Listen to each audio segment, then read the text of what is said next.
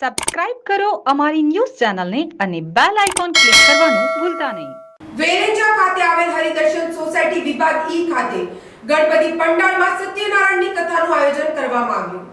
શ્રીજીના આગમન બાદ શહેરમાં ઠેર ઠેર અલગ અલગ કાર્યક્રમોની હારમાળા જોવા મળતી હોય છે.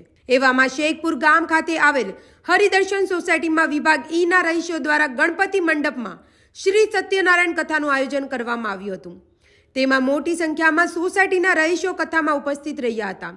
સાથે સાથે મહાઆરતીનું પણ આયોજન કરવામાં આવ્યું હતું. તેમજ દરરોજ રાસ ગરબા તેમજ અલગ અલગ કાર્યક્રમોનું પણ આયોજન કરવામાં આવતું હોય છે.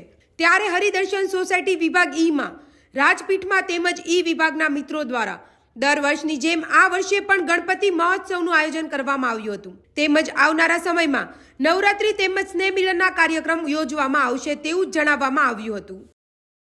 મારું નામ છે રાજ પીઠવા અને હાલ અત્યારે હરિદર્શન સોસાયટી ઈ વિભાગની અંદર ગણેશ મહોત્સવનું આયોજન થઈ રહ્યું છે. ત્યાં આજે સત્યનારાયણ ભગવાનની કથા તેમજ ગણેશ મહોત્સવનું આયોજન કરીએ છીએ, જ્યારે તમામ શેરીના તમામ લોકો ભેગા થઈ અને 18 વર્ણના લોકો અહીંયા છે અને તમામ લોકો ભેગા થઈ અને ગણપતિ બાપાનું સુંદર આયોજન કરે છે. દર વર્ષની જેમ આ વર્ષે પણ થઈ રહ્યું છે અને આવનારા સમયમાં હજુ પણ ઘણા આયોજન થાય એવી તમામ લોકોની આશા છે.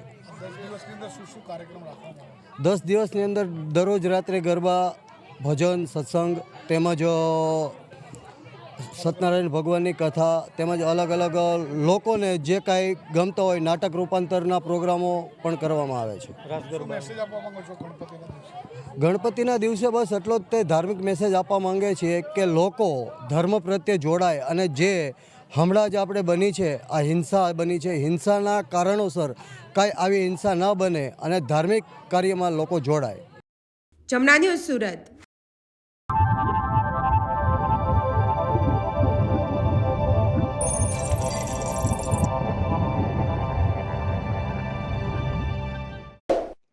સબસ્ક્રાઇબ કરો અમારી ન્યૂઝ ચેનલને અને બેલ આઇકોન ક્લિક કરવાનું ભૂલતા નહીં.